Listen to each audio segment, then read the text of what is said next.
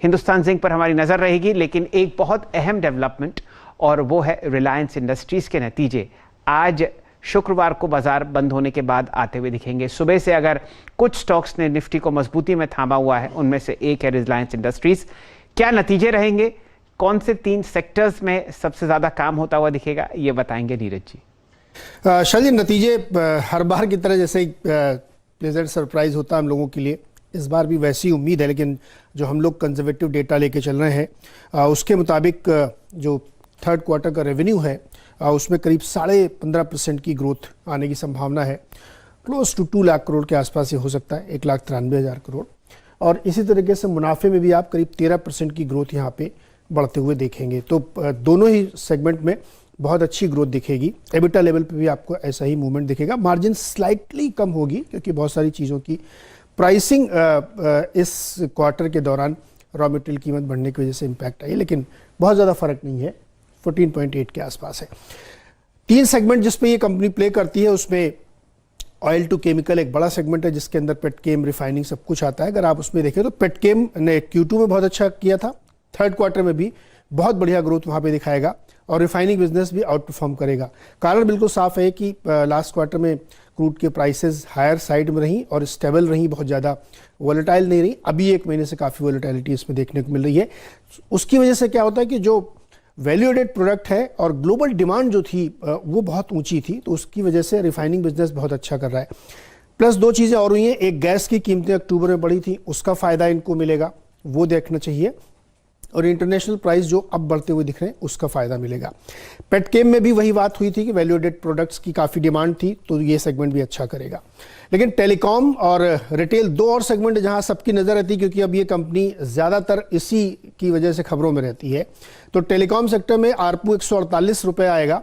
Tariff hike हुई थी और अब और संभावनाएं बन रही टैरिफ हाइक होने की, तो इसलिए आरपू में 4 रुपये का इजाफा आपको देखने को मिलेगा। सब्सक्राइबर बेस भी जो है 60 लाख बढ़ा है, वो करीब 43 करोड़ के आसपास पहुंचता हुआ दिख रहा है।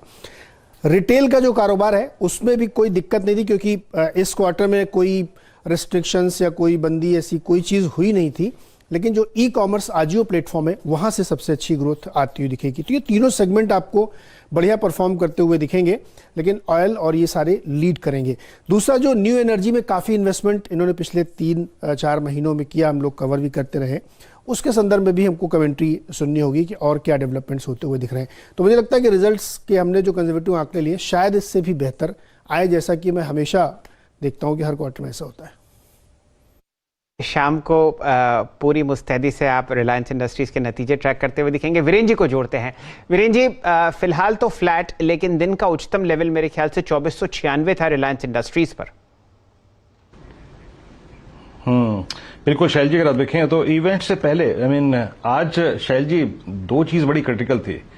रिलायंस आज और उसके बाद शनिवार को अगर आप देखें तो आईसीआईसीआई बैंक, तो इन 2 स्टॉक्स से अगर आप देखें तो कुछ आउट परफॉर्मेंस आती है, तो शायद इंडेक्स के लिए काफी महत्वपूर्ण होता है। लेकिन याद रखिएगा 24 इस पर एक कमेंट्री लेंगे।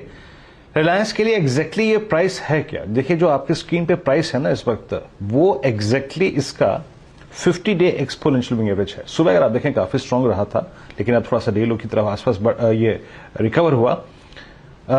ये प्राइस इसका एग्जैक्टली अगर आप देखें 20 डे एक्सपोनेंशियल मूविंग एवरेज है, लो था इसका 50 डे एक्सपोनेंशियल मूविंग एवरेज है। खेमका साहब, पहले मैं आपसे एक व्यू चाहूंगा। अभी आपने नीरज जी की कमेंट्री सुनी और गैस प्राइसेस, लेकिन मेरे लिए सबसे महत्वपूर्ण चीज है उपभोक्ता के तौर पे कि मुझे एज एक टेलीकॉम, अगर आप देखें ग्राहक के तौर पे अब ज्यादा पे करना पड़ रहा है, लेकिन टेलीकॉम कंपनियों के लिए जो घटना हुई है ये ऑलमोस्ट करीब समझ लीजिएगा कि 1.5 दशक बात हुई है।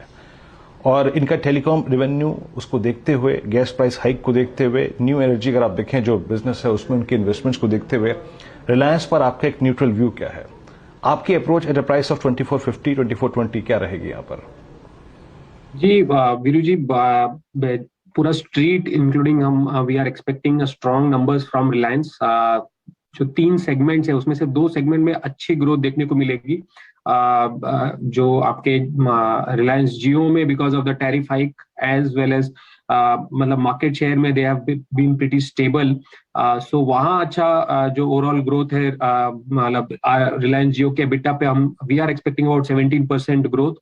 रिटेल में जो है on a Y on Y basis almost 40% EBITDA growth की एक्सपेक्टेशन है, again on back of low base of previous year, but अच्छी इंप्रूवमेंट देखने को मिली है।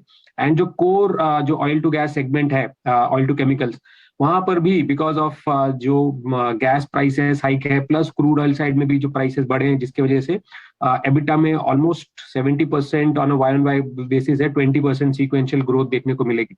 सो जो ओवरऑल नंबर्स तो काफी अच्छा एक्सपेक्टेड है। आप अगर मैनेजमेंट की जो कमेंट्री है, जो न्यू एनर्जी बिजनेस में काफी एग्रेसिव हुए हैं, जो 2 साल पहले अगर आप उनके एजीएम सुनेंगे तो जो नेट डेट की बात कर रहे थे, अब वो कंपनी वहां से आज अब डेट रेज कर रही है, फंड रेज कर रही है to get into this renewable energy, the new energy business. So वहां क्या जो कमेंट्री है, that will play a big role in forming a view going forward. उसके अलावा टेलीकॉम में प्राइसिंग एक्शन कैसा चल रहा है, एनवायरमेंट और रिटेल में store addition, these are the some of the things जो काफी मायने रखेगी। ओवरऑल जो कोर बिजनेस है वहां काफी स्ट्रॉन्ग नंबर्स की वजह से व्यू तो काफी पॉजिटिव है। बोथ जो जियो में प्लस रिटेल में अच्छी बढ़त है, एंड कोर सेगमेंट जो है वहां पे जो ग्लोबल कमोडिटी प्राइसेस जो स्ट्रांग है, जिसके वजह से काफी समय के बाद अब ये जो लास्ट 2-3 क्वार्टर से रिलायंस के कोर सेगमेंट में अच्छी खासी ग्रोथ देखने को मिल रही है। तो ओवरऑल मतलब एक निवेश के अगर नजरिए से देखिए तो हमारा व्यू पॉजिटिव है। We have a target price of 2800 which is a decent upside from current levels. 2800 का अगर आप देखें, आप टारगेट लेके चल रहे हैं रिलायंस इंडस्ट्रीज पर।